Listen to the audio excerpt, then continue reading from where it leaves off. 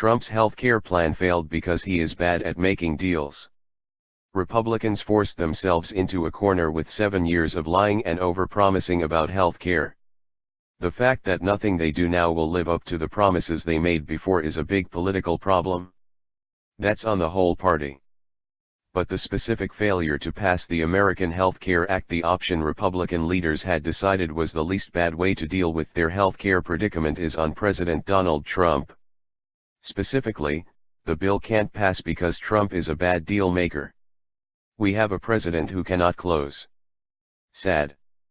I realize Trump and his fans would object to this characterization. How could I malign the deal-making skill of the author of The Art of the Deal? Let us count the ways that Trump's deal-making deficits have derailed the bill he said was terrific. Trump weakened his negotiating position by showing his hand. Trump's public comments about the health care bill gave individual Republicans in Congress 2 pieces of information that reduced their incentive to compromise with him about the bill's contents. Trump doesn't really care what the bill does, exactly, so long as he can sign it and say that it repeals and replaces Obamacare. Trump really wants to sign some bill quickly so he can get past this health care chore and move on to fun topics like trade and taxes. You don't walk into a negotiation and tell your counterparty that you're desperate to make a deal fast and on any terms. But Trump did just that, which is why Freedom Caucus members knew the White House was bluffing when it claimed the bill was closed and wouldn't be amended further. Trump invited the Freedom Caucus to squeeze him dry. Weak. Bad. Trump eventually seemed to realize this error, claiming if no bill passed by Friday, he wouldn't participate in future efforts to repeal Obamacare. But that threat was implausible because of his prior admissions. He should have read his own book. Trump is too untrustworthy to make credible side deals. Usually, a legislative negotiation isn't just about what's in a bill. Often, a member of Congress agrees to vote for the president's pet piece of legislation, and the president promises to advance the member's favorite regulatory initiative, or to advocate another piece of legislation later, or to campaign for that member's re-election. Trump might be making such promises. But because he has a decades-long reputation for reneging on his promises to counterparties, members are unlikely to trust Trump when he does so. This limits his negotiating toolbox. Because Trump can't be trusted, his promises have to be made good in the bill text itself. Trump's assurance that the bill's limitations, for example, its limited impact on insurance regulations under Obamacare, will be addressed through executive action and future legislation, do not seem to be convincing enough of his party's own representatives to get this bill passed. In a way, this is similar to the way Trump alienated mainstream banks with his reputation for not repaying debts, forcing him to seek increasingly creative means of financing his businesses. Screwing your partner in one deal makes it harder to get the next deal done. There is an exception that proves the rule that side deals don't work for Trump. One of the no votes who did flip to yes on the AHCA is Rep. Lou Barletta of Pennsylvania. Barletta's signature issue is illegal immigration. He's opposed, and he said he couldn't vote for the AHCA because he didn't have sufficient assurance that unauthorized immigrants wouldn't get insurance tax credits. Barletta changed his position once he was promised Trump would support his legislation to address the issue.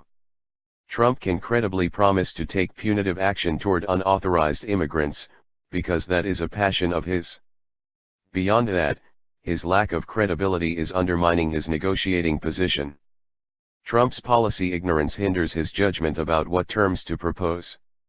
Nobody knew healthcare could be so complicated, Trump declared in February. Actually, a lot of people did know that, but Trump seems to have been personally unprepared for the interconnected nature of healthcare policy. Moving the wrong piece can cause the healthcare market to crash down like a Jenga tower, and Trump has no idea how to determine which blocks are loose. This is how the White House apparently ended up offering Freedom Caucus members the repeal of so-called essential health benefits from Obamacare as part of a last-ditch effort to win their votes. This policy change, which would allow insurers to sell health plans that don't cover pregnancy, or even plans that don't cover doctor's visits at all moves the bill to the right and looks at first glance like something that should help conservative members of the House Republican Conference get on board. But as I wrote on Wednesday, repealing the EHB rules while leaving other Obamacare rules in place would create a huge mess in health insurance markets that doesn't appeal to anyone. Rep. Justin Amash, one of the sharpest critics of Obamacare's healthcare regulations in the House, said repealing this specific regulation by itself makes the bill worse, not better. By making the EHB offer, Trump scared away moderates like Reps. Charlie Dent and Rodney Frelinghuysen, but he did not pick up the votes of many Freedom Caucus members who pointed out, not unreasonably, that if you're going to repeal EHB, you also need to repeal Obamacare's rule that requires insurers to cover pre-existing conditions, as otherwise insurance markets could collapse. If Trump understood health insurance policy, or asked someone who did, he would have known that EHB rules and pre-existing condition rules go together like peas and carrots, and he shouldn't offer to repeal one if he's dead set on keeping the other. But he didn't, so he offered something that made the deal all that much harder to close. Trump has never been good at deals. Trump is a highly successful businessman.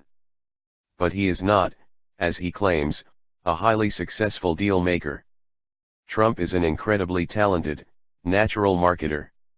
He was very good at convincing people they should want to buy Trump apartments, reasonably good at convincing people they should want to golf at Trump golf clubs, and for a time quite successful at getting people to want to watch Trump fire people on television.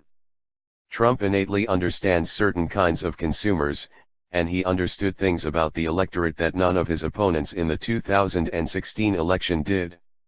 There are reasons he won an election that nobody believed he could. He wasn't very good at convincing people they should want to buy Trump steaks, but then, nobody bats 1,000. We know from what we've seen of Trump's tax returns that he lost a great deal of money in the 1990s and that he was making a great deal of money by the mid-2000s. Not coincidentally, over this period Trump shifted the focus of his professional endeavors away from businesses that were heavy on deal-making and toward businesses that were heavy on marketing, particularly arrangements in which he would rent his name to somebody else who was actually in the business of developing real estate.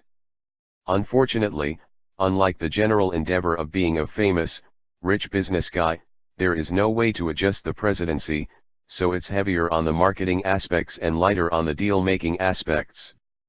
It's a president's job to make deals. And Trump's lack